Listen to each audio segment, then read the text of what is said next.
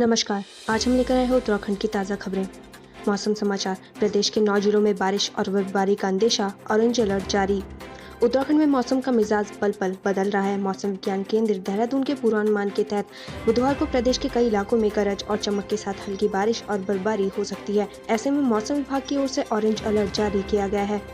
मौसम विज्ञान केंद्र देहरादून के पूर्वानुमान के तहत आज विशेषकर उत्तरकाशी, चमोली, रुद्रप्रयाग, पिथौरागढ़, टिहरी, देहरादून, नैनीताल, अल्मोड़ा और चंपावत जनपद के कुछ ऊंचाई वाले इलाकों में कहीं गरज के साथ हल्की बारिश और बर्फबारी, ओलावृष्टि होने की संभावना है। इसके साथ ही कुछ ऊंचाई वाले इलाकों में बिजली गिरने की भी आशंका जताई गई है। वहीं राज्य के कुछ मैदानी इलाकों में 30 से 40 किलोमीटर प्रति घंटे की रफ्तार से तेज हवाएं भी चल सकती है। तापमान की बात करें तो आज अधिकतम तापमान 32 डिग्री सेल्सियस और न्यूनतम तापमान 20 डिग्री सेल्सियस के करीब रहेगा।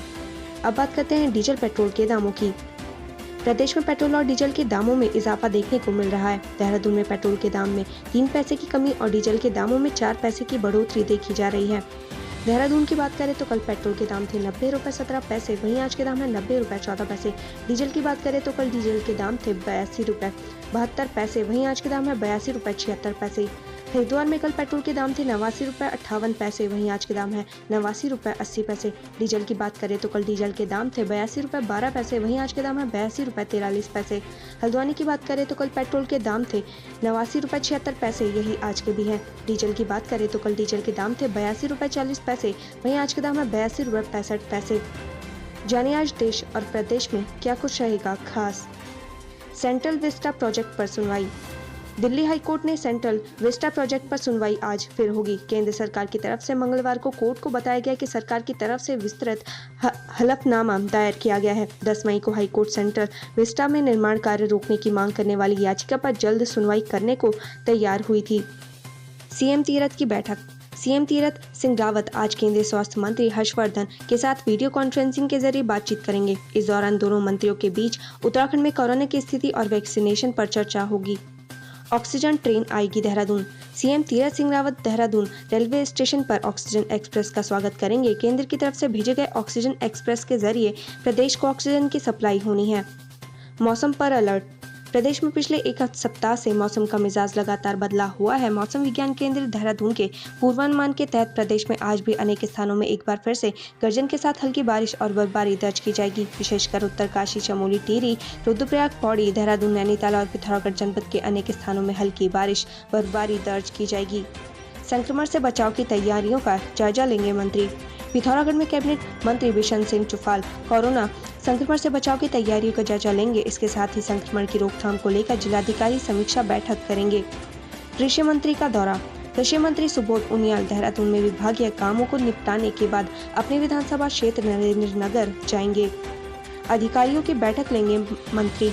आज कैबिनेट मंत्री गणेश जोशी अपनी विधानसभा क्षेत्र मसूरी में रहेंगे और कोरोना की वर्तमान स्थिति पर स्वास्थ्य विभाग के अधिकारियों के साथ बैठक करेंगे। International nurse day. हर साल 12 मई को अंतर्राष्ट्रीय नर्स दिवस मनाया जाता है। साल 1820 में इसी दिन दुनिया की सबसे प्रसिद्ध नर्स फ्लोरेंस नाइटिंगेल का जन्म हुआ था। वह एक इंग्लिश नर्स थी जिन्होंने समाज सुधारक के रूप में काम किया था। 2 से 18 आयु वर्ग के कोवैक्सीन टीके के क्लिनिकल परीक्षण की सिफारिश। विशेषज्ञ समिति ने मंगलवार को भारत बायोटेक द्वारा किए गए उस आवेदन पर विचार विमर्श किया जिसमें उसके कोवैक्सीन टीके की 2 साल से 18 साल के बच्चों में सुरक्षा और रोग प्रतिरोधक क्षमता बढ़ाने समेत अन्य चीजों का आकलन करने के लिए परीक्षण के दूसरे व तीसरे चरण की अनुमति देने का अनुरोध किया गया था। ऑक्सीजन एक्सप्रेस देहरादून पहुंचने पर सीएम ने पीएम और रेल मंत्री का जताया आभार।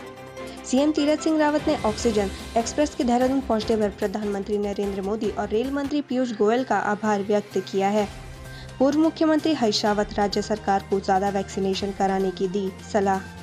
पूर्व मुख्यमंत्री और कांग्रेस महासचिव हरीश रावत ने सरकार से कोरोना की तीसरी लहर की संभावनाओं को देखते हुए राज्य में अधिक से अधिक संख्या में वैक्सीनेशन किए जाने की अपील की है। हरीश रावत ने मुख्यमंत्री से आग्रह करते हुए कहा कि इसके लिए ज्यादा से ज्यादा वैक्सीन खरीदी जाए।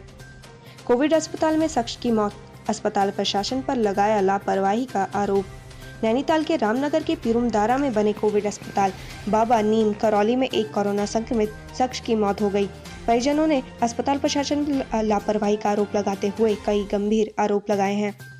चमोली कोरोना संक्रमित 20 साल के युवक की मौत। देवाल विकासखंड में एक युवक की कोरोना संक्रमण से मौत हो गई। युवक का इलाज सामुदायिक स्वास्थ्य केंद्र बैजनाथ गरुड़ में चल रहा था। गणेश जोशी ने सैनिक धाम के निर्माण में गति लाने के दिए निर्देश। सैनिक कल्याण मंत्री गणेश जोशी ने सैनिक धाम को लेकर विधानसभा में विशेष बैठक की। उन्होंने कहा कि उत्तराखंड का 5वां धाम सैनिक धाम के रूप में स्थापित किया जा रहा है। टिहरी सांसद ने कोरोना संक्रमण की रोकथाम के लिए दिए 2 करोड़ रुपए। कोरोना संक्रमण के बीच जनप्रतिनिधि लोगों की मदद के लिए आगे आ रहे हैं। इसी क्रम में टिहरी सांसद माला राज्यलक्ष्मी शाह ने अपने संसदीय क्षेत्र के 3 इलाकों के लिए कोरोना संक्रमण के रोकथाम के लिए धनराशि सांसद निधि से दी है। उत्तराखंड ड्यूटी के दौरान 1867 पुलिसकर्मी कोरोना संक्रमित। उत्तराखंड पुलिस कोरोना की इस विषम परिस्थिति में भी हर मोर्चे पर तैयार है। वहीं ड्यूटी के दौरान लगातार पुलिसकर्मियों के संक्रमित होने की खबर आ रही है। 3 महीने के अंदर पूरे राज्य में 1867 पुलिसकर्मी कोरोना संक्रमित हो चुके हैं। देहरादून पहुंची ऑक्सीजन एक्सप्रेस, मुख्यमंत्री ने किया स्वागत। केंद्र सरकार की ओर से भेजे गए जीवन रक्षक ऑक्सीजन एक्सप्रेस देहरादून पहुंच गई है। ऑक्सीजन एक्सप्रेस में 6 टैंक है, जिसमें करीब 120 टन ऑक्सीजन है, जिससे प्रदेश में बढ़ रही ऑक्सीजन की किल्लत दूर होगी। कोरोना के साए में मनेगी ईद, इतने लोग ही पढ़ेंगे ईद की नमाज। पिछले साल की तरह इस साल भी ईद के त्योहार पर कोरोना का प्रभाव रहेगा। कोरोना की दूसरी लहर में लगातार कोरोना संक्रमितों की संख्या में बढ़ोतरी हो रही है, जिसके चलते प्रदेश भर में कोविड कर्फ्यू लगा दिया गया है। ईद के पर्व को लेकर प्रशासनिक अधिकारी मुस्लिम धर्म गुरुओं और क्षेत्रीय जनप्रतिनिधियों के साथ बैठक कर समन्वय स्थापित कर रहे हैं। कोविड प्रोटोकॉल के तहत इस बार भी ईदगाह और मस्जिदों में सिर्फ 5-5 लोग ही ईद की नमाज पढ़ सकेंगे। बाकी लोगों को घर में ही रहने की हिदायत दी गई है। बजट के बावजूद शुरू नहीं हो पाया ऑटोमेटेड टेस्टिंग लेन का काम, ये है वजह। किसी भी बड़े या छोटे निर्माण कार्य को शुरू करने के लिए सबसे महत्वपूर्ण बजट होता है। एक बार बजट आवंटित हो जाए तो काफी हद तक निर्माण कार्य शुरू होने का रास्ता साफ हो जाता है। लेकिन आपको यह जानकर हैरानी होगी कि सड़क दुर्घटनाओं पर लगाम लगाने के लिए तकरीबन 10 साल पहले ऑटोमेटेड टेस्टिंग लेन के निर्माण को स्वीकृति प्रदान की गई थी। वह ऑटोमेटेड टेस्टिंग लेन 10 साल गुजर जाने के बावजूद भी अब भी तैयार नहीं हो पाई है। मां मनसा देवी मंदिर ट्रस्ट ने गंगोत्री धाम भेजा खाद्य सामग्री से भरा ट्रक। हरिद्वार मां मनसा देवी मंदिर ट्रस्ट ने एक बार फिर से गंगोत्री धाम के लिए खाद्य सामग्री से भरा ट्रक भेजा है। ट्रक को ट्रस्ट के अध्यक्ष श्री महंत रविंद्र पुरी महाराज ने हरी झंडी दिखाकर रवाना किया। कोरोना संक्रमण से बचाव के लिए सरकार ने आइवरमेक्टिन दवा को दी मंजूरी। प्रदेश सरकार ने कोरोना संक्रमण से बचाव के लिए आइवरमेक्टिन 12 mg दवा को मंजूरी दी है।